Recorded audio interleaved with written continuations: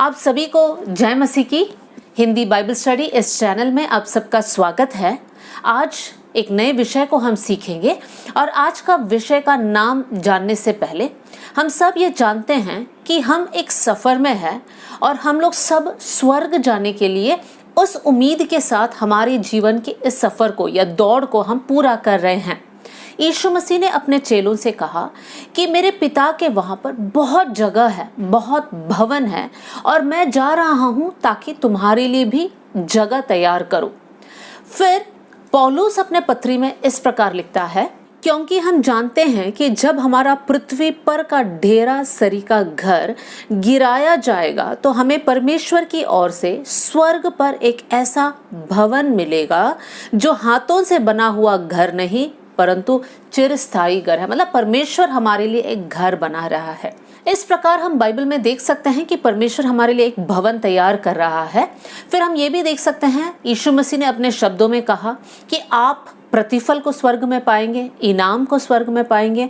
जैसे मत्ती के सुसमाचार में लिखा है, जो परमेश्वर के लिए निंदा सहते हैं, दुख उठाते हैं, उनका जो प्रतिफल है वो स्वर्ग में बहुत बड़ा है। फिर यीशु मसीह ये भी कहता है कि छोटे में से छोटे भी चेलों को जो है अगर एक गिलास ठंडा पानी भी पिलाए उसके लिए भी एक प्रतिफल है। इस प्रकार हम जानते हैं कि बहुत सारे प्रतिफल या इनाम हमें स्वर्ग में मिलेगा और साथ में हमारे लिए बहुत सारे मुकुट भी परमेश्वर ने स्वर्ग में तैयार किया है। बाइबल में किस किस प्रकार के मुकुट के बारे में बताया गया है कर आज इस स्टडी के द्वारा हम सीखेंगे। बाइबल में 5 प्रकार के मुकुट के बारे में लिखा गया है और सबसे पहला मुकुट जो आज हम लोग देखेंगे वो ये है जीवन का मुकुट। और इसका आयत है याकूब के पत्री उसका पहला अध्याय और 12वीं आयत को मैं पढ़कर सुनाना चाहती हूँ आपको। धन्य है वो मनुष्य जो परीक्षा में स्थिर रहता है, क्योंकि वो खरा निकलकर जीवन का वो मुकुट पाएगा जिसकी प्रतिज्ञा प्रभु ने अपने प्रेम करने वालों से की गई है। साथ में हम प्रकाशित वाक्य 2 अध्याय और उसकी 10वीं आयत को भी पढ़ेंगे। जो दुख तुझको झेलना होगा उनसे मत डर, क्योंकि देखो शैतान तुम में से कुछ को जेल खाने में डालने पर है ताकि तुम परखे जाओ और तुम्हें 10 दिन तक क्लेश उठाना होगा। प्राण देने तक विश्वासी रह तो मैं तुझे जीवन का मुकुट दूंगा। इन दोनों आयतों में हम देख सकते हैं जीवन का मुकुट के बारे में लिखा गया है। अब ये मुकुट उनके लिए है जो परमेश्वर के लिए दुख उठाते हैं। याकूब के पत्र में इस प्रकार लिखा है, जब हम लोग दुख से होकर जाते हैं तब बहुत से बार मन करता है कि हम विश्वास छोड़कर पीछे हट जाएं, लेकिन जो लोग विश्वास में स्थिर रहेंगे उनको जीवन का मुकुट मिलेगा। प्रकाशित वाक्य में भी हमने इस आयत को देखा, बहुत सारे प्रॉब्लम से, दुख से, जैसे प्रभु के खातिर उनको मार खाना पड़ेगा, प्रभु के खातिर उन्हें जेल में डाल दिया जाएगा। मतलब बहुत से प्रॉब्लम से होकर जाने वाले लोग जो अंत तक स्थिर रहते हैं उनके लिए वचन में लिखा है कि उनको जीवन का मुकुट मिलेगा। ये मुकुट उन लोगों के लिए है जो परमेश्वर को अपने आप से ज्यादा प्रेम करते हैं। देखिए प्रियो, बहुत से लोग ऐसा है जो विश्वास की दौड़ को पूरा नहीं करते हैं, लेकिन इतना दबाव या प्रेशर या सताव को वो लोग झेल नहीं पाते हैं, इसलिए बीच रास्ते में ही वो लोग विश्वास को छोड़कर अपने पुराने जीवन में चले जाते हैं। उन लोगों को ये मुकुट नहीं मिलेगा, लेकिन उनको मिलेगा जो अंत तक विश्वास योग्य रहेगा। तो प्रिय भाई बहनों, अगर आज आप अपने लोगों से सताव को झेल रहे हैं, दुख को झेल रहे हैं, अपने अपनों से झेल रहे हैं और समाज से भी झेल रहे हैं, विश्वास के खातिर आप निंदा को उठा रहे हैं, आप लोगों की ताने को सुन रहे हैं, तो दुखी मत होना, क्योंकि स्वर्ग राज्य में परमेश्वर ने आपके लिए एक मुकुट तैयार किया है और वो बहुत कीमती है, बहुत बहुमूल्य है। तो इस पृथ्वी के थोड़ा सा दुख के लिए उस अनंत काल के मुकुट को त्यागना नहीं है, लेकिन परमेश्वर से शक्ति और बल को मांगते हुए इस विश्वास के दौड़ को हमें पूरा करना है। हम देख सकते हैं बहुत से परमेश्वर के लोग हैं जो अपने जान तक प्रभु के लिए कुर्बान कर दिया है। बाइबल में हम देख सकते हैं स्तिफनुस जो है अपना जान को कुर्बान कर दिया, उनके ऊपर पथराव हुआ, तब भी वो विश्वास को नहीं छोड़ा। आज के समाज में भी हमने ग्राहम स्टेन्स के बारे में सुना होगा, रिचर्ड वुमब्रैंड के बारे में सुना होगा। ये सब प्रभु के लोग हैं जो प्रभु के नाम के खातिर दुख उठाने के लिए वो लोग तैयार थे। मैं आज आपको हिम्मत देना चाहती हूँ कि अगर आपके जीवन में इस प्रकार का संकट है, परेशानी है, हो सकता है आपका जीवन साथी प्रभु में नहीं आया है अब तक, हिम्मत मत हारिए, आप प्रार्थना करते रहिए। मैंने बहुत सारे ऐसे गवाही को सुना है जहाँ पर एक जन विश्वास में आता है तो दूसरा जीवन साथी जो है काफ़ी प्रॉब्लम्स क्रिएट करते हैं, लेकिन परमेश्वर उनके जीवन में भी काम करता है और वो भी परमेश्वर पर विश्वास करने लगता है। मत्ती के सुसमाचार में मत्ती इस प्रकार लिखता है कि उन लोगों से हमें नहीं डरना है जो हमारे शरीर का घात करते हैं, लेकिन हमें उनसे डरना है जो शरीर और आत्मा का नियंत्रण या घात कर देता है। शरीर और आत्मा का नियंत्रण सिर्फ परमेश्वर के पास है।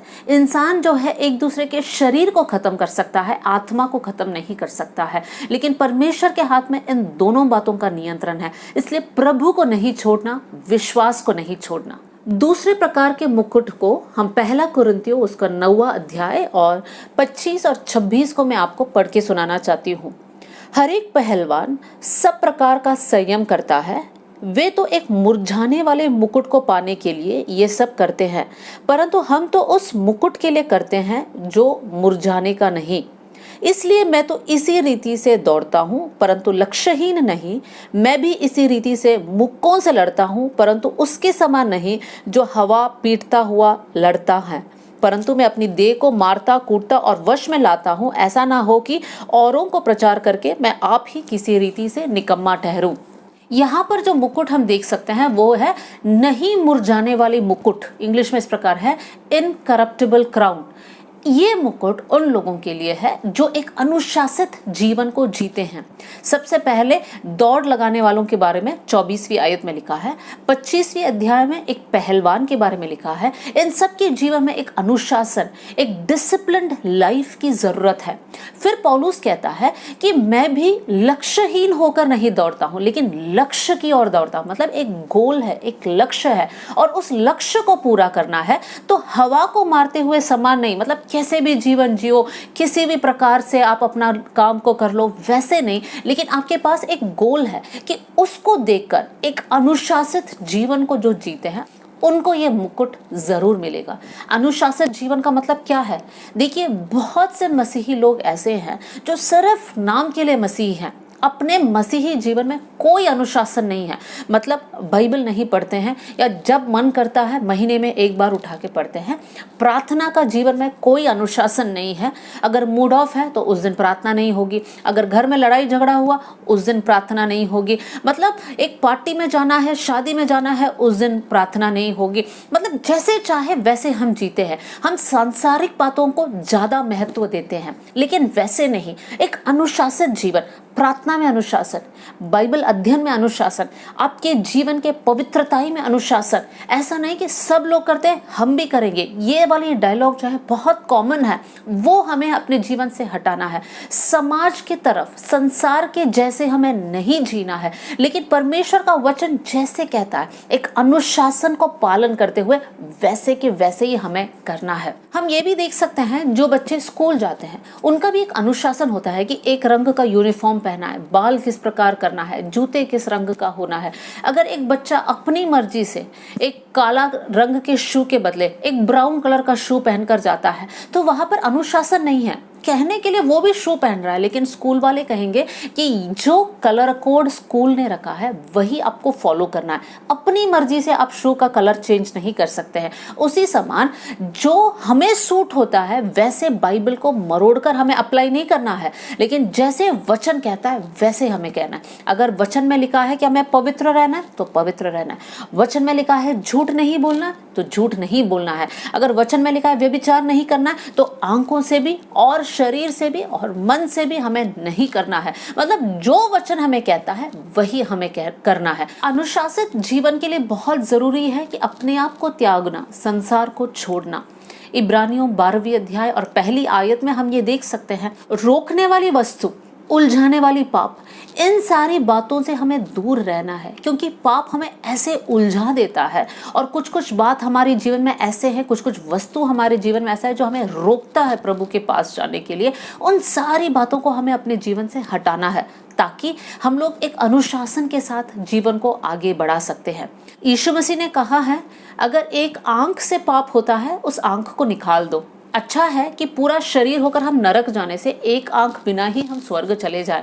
इसका बोलने का तात्पर्य क्या है? बहुत सी बात और बहुत सी वस्तुएं हमारे जीवन में है जिसके कारण हम स्वर्ग में प्रवेश नहीं कर सकते हैं। तो उन सारी बातों को हमें निकालना है और स्वर्ग की ओर जाने के लिए हमें अपने आप को तैयार करना है और उस समान हमें दौड़ को पूरा करना है। तीसरा मुकुट है आनंद या बड़ाई की मुकुट, या इंग्लिश में कहते हैं क्राउन ऑफ रिजॉइसिंग। उसको हम पहला थिस्सलुनीकियों उसका 2 अध्याय और उसकी 19वीं आयत में हम पढ़ सकते हैं। भला हमारी आशा या आनंद या बड़ाई का मुकुट क्या है? क्या हमारे प्रभु यीशु के सम्मुख उसके आने के समय तुम ही ना होंगे? फिर हम फिलिपियों 4 अध्याय और पहली आयत में पढ़ सकते हैं, इसलिए हे मेरे प्रिय भाइयों जिनमें मेरा जी लगा रहता है, जो मेरे आनंद और मुकुट हो, हे प्रिय भाइयों प्रभु में इसी प्रकार स्थिर रहो। फिर हम एक और आयत को पढ़ेंगे, वो है गलातियों के पत्री 4 अध्याय और 11वीं आयत, जहाँ पर लिखा है, मैं तुम्हारे विषय में डरता हूँ। पौलुस कहता है, कहीं ऐसा ना हो कि जो परिश्रम मैंने तुम्हारे लिए किया है वो व्यर्थ हो। अब पौलुस यहाँ पर कहना चाहता है कि जो लोगों को मैंने जीता है या प्रभु में लेकर आया है, वो मेरे आनंद या बड़ाई का मुकुट है। फिर गलातियों में रहने वाले लोगों से कहता है कि तुम प्रभु से दूर हट रहे हो, कहीं ऐसा ना हो कि मेरा परिश्रम व्यर्थ हो जाए और तुम स्वर्ग में ना पहुंचे। मतलब ये मुकुट ऐसे लोगों के लिए है जो दूसरे लोगों को प्रभु में लेकर आते हैं। आप हो सकता है प्रभु की सेवा पूर्णकालीन करते हो या नहीं करते हो, लेकिन हम सबकी जिम्मेदारी है कि हम सुसमाचार को फैलाएं। और जब हम दूसरे लोगों को प्रभु में लेकर आते हैं तो हमारे लिए वो आनंद या बड़ाई का मुकुट परमेश्वर ने रखा है। सबसे बड़ी खुशी हमारे जीवन में ये होना है कि हम किसी और को परमेश्वर के बारे में बताएं। हम सबकी खुशी अलग अलग बात पर निर्धारित है। हमें अच्छा नौकरी मिलता है तो बहुत खुशी होती है, आनंद होता है। जब हमें प्रमोशन मिलता है तब भी बहुत बड़ी खुशी होती है। लेकिन जब हम दूसरे लोगों को प्रभु के बारे में बताते हैं और उनको प्रभु में लेकर आते हैं, उनको नरक से हम बचाते हैं, उसमें हमारी सबसे बड़ी आनंद होना चाहिए। और इसीलिए हमें ये याद रखना है कि जब भी हम लोगों से बात करें, हमारे बातों के द्वारा ही लोग प्रभु यीशु के बारे में सुनना चाहिए। और हमारे जीवन के स्वभाव के द्वारा यीशु मसीह का स्वभाव उनको दिखना चाहिए। प्रिय भाई बहनों, बहुत से लोग ऐसे हैं जो शायद से आपसे आके बात नहीं करते होंगे, लेकिन आपके जीवन को वो लोग ध्यान से देखते होंगे। होने पाए आपके जीवन के द्वारा वो लोग यीशु को जाने। वचन में लिखा है, खेत पक चुके हैं लेकिन मजदूर कम है। होने पाए प्रिय भाई बहनों, हम सब यीशु मसीह के गवाह होंगे। यीशु मसीह ने जो आनंद और खुशी हमें दी है वो हम सभी लोगों से बांटने वाले लोग बन जाए। चौथे मुकुट के बारे में हम 2 तिमुथियुस उसका 4 अध्याय और उसके 7 और 8वीं आयत में पढ़ सकते हैं। मैं पढ़ना चाहती हूँ। मैं अच्छी कुश्ती लड़ चुका हूँ, मैंने अपनी दौड़ पूरी कर ली है, मैंने विश्वास की रखवाली की है। भविष्य में मेरे लिए धर्म का वो मुकुट रखा हुआ है जिसे प्रभु जो धर्मी और न्यायी है मुझे उस दिन देगा, और मुझे ही नहीं वरन उन सबको जो भी उसके प्रकट होने को प्रिय जानते हैं। 2 तिमुथियुस पौलुस का आखिरी पत्र था और इस पत्र में पौलुस तिमुथियुस से कहता है, मैंने अच्छी कुश्ती लड़ा है, मैंने दौड़ को पूरा किया है, अब मैं स्वर्ग जाने के इंतजार में हूँ, क्योंकि वहाँ पर मेरे लिए धर्म का वो मुकुट रखा है जो परमेश्वर उन सभी लोगों को देगा जो उसके प्रकट होने के लिए एक आशा को रखता है।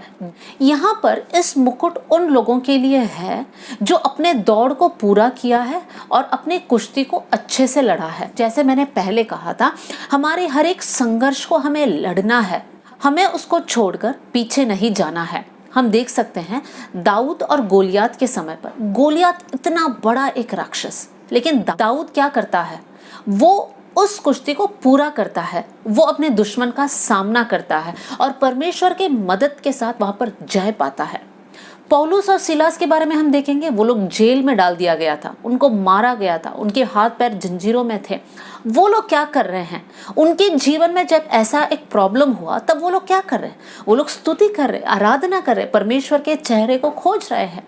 तो प्रिय भाई बहनों, हमारे जीवन में बहुत प्रॉब्लम्स है, बहुत संघर्ष है, लेकिन हमेशा याद रखिए, हर संघर्ष के ऊपर जय पाने के लिए आपको परमेश्वर से मदद मांगना होगा और परमेश्वर ऐसे सामर्थ्य आपके जीवन पर उंडेलेगा कि आप हर कुश्ती को लड़ सकते हैं, आप अपने दौड़ को पूरा कर सकते हैं।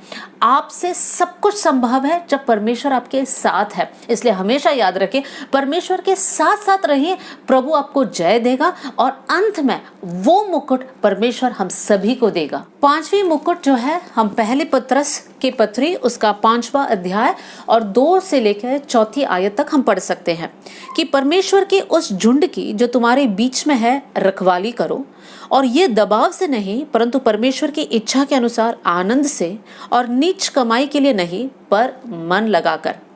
जो लोग तुम्हें सौंपे गए हैं उन पर अधिकार न जताओ, वरन झुंड के लिए आदर्श बनो। जब प्रधान रखवाला प्रकट होगा तो तुम्हें महिमा का मुकुट दिया जाएगा जो मुरझाने का नहीं। यहाँ पर नहीं मुरझाने वाला एक अगला मुकुट है और वो है महिमा का मुकुट। इस आयत पत्रस प्राचीनों के लिए लिखता है या चरवाहों के लिखता है, मतलब प्रभु के दास दासियों के लिए लिखा है जो परमेश्वर की सेवा करते हैं। किस प्रकार सेवा करते हैं?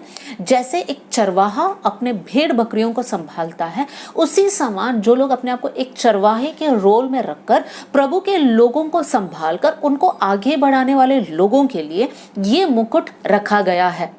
और कैसे उन्हें चरवाही करना है? पौलुस यहाँ पर कुछ शब्दों पर स्ट्रेस करता है कि किस प्रकार के चरवाहे होना है। सबसे पहले लिखा है, किसी के दबाव में होकर हमें सेवा नहीं करना है, लेकिन आनंद से सेवा करना है। नीच कमाई के लिए नहीं, लेकिन मन लगाकर। मतलब सिर्फ पैसे कमाने के लिए ये एक स्रोत या एक रास्ता नहीं करना है, या अपने आप को बड़ा दिखाने के लिए, दूसरों को दबाने के लिए, या उनके ऊपर जो है अधिकार जताने के लिए नहीं, लेकिन प्रेम के साथ उनको जो है प्रभु में बढ़ाने के लिए। अगर परमेश्वर ने आपको बुलाया है तो जरूर उस महिमा का मुकुट परमेश्वर ने आपके लिए रखा है। देखिए, परमेश्वर किसी को भी अपने सेवकाई में इस्तेमाल कर सकता है। हम बाइबल से देख सकते हैं कि दाऊद एक चरवाहा था, परमेश्वर ने दाऊद को चुन लिया। मत्ती एक चुंगी लेने वाला था, परमेश्वर ने उसे चुन लिया। लूका एक वैद्य था, डॉक्टर था, परमेश्वर ने उसे चुन लिया। पतरस और यूहन्ना मछुआरे थे, अनपढ़ थे, फिर भी परमेश्वर ने उन्हें चुन लिया। पौलुस एक बहुत पढ़ा लिखा एक ज्ञानी पुरुष था, परमेश्वर ने उसे चुन लिया। मतलब परमेश्वर का कोई भी क्राइटेरिया नहीं है, परमेश्वर किसी को भी चुनेगा अपनी सेवकाई के लिए। और परमेश्वर की बुलाहट आपके ऊपर भी है।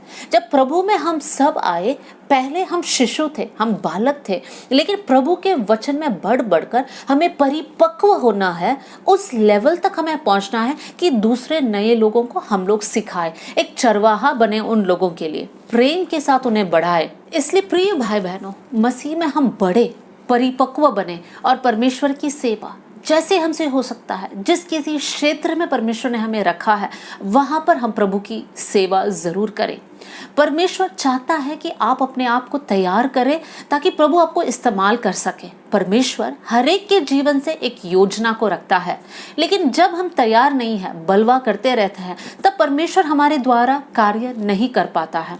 वचन में हम देख सकते हैं, परमेश्वर ने शाऊल को चुना था राजा कर कर, लेकिन जब शाऊल अनाज्ञाकारी हुआ, परमेश्वर की बात नहीं माना, तब उसकी जगह पर परमेश्वर ने दाऊद को रखा। अगर आप अपने कार्य को नहीं करेगा, परमेश्वर काफी समय इंतजार करेगा, आपके लिए वापस लौटने का इंतजार करेगा, लेकिन अगर आप वापस नहीं लौटोगे तो परमेश्वर वही कार्य किसी और के द्वारा भी करेगा। हम देख सकते हैं चेलों में भी यहूदा इस्करियोती जो है परमेश्वर के खिलाफ बलवा किया या परमेश्वर को पकड़वाया, उस झुंड से निकल गया।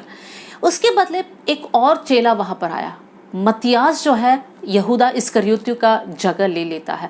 मतलब परमेश्वर का कार्य होगा वो तो 100% है, लेकिन क्या आपके जरिए जो परमेश्वर करना चाहता है वो पूरा होगा, या आपके बदले परमेश्वर को किसी और को चुनना पड़ेगा ताकि आपके द्वारा जो काम करना है वो उनके द्वारा पूरा हो? ऐसा होगा तो भयानक होगा। अब तक हमने 5 मुकुटों के बारे में सीखा है, और वो है जीवन का मुकुट, नहीं मुरझाने वाली मुकुट, आनंद का मुकुट, धर्म का मुकुट और महिमा का मुकुट होने पाए। प्रियो, हम लोग सब इस उम्मीद के साथ अपने जीवन को दौड़े कि ये सारे मुकुट को हम प्रभु से प्राप्त करें। प्रभु इन वचनों के साथ आप सबको बहुत आशीष दे। जय मसीह की।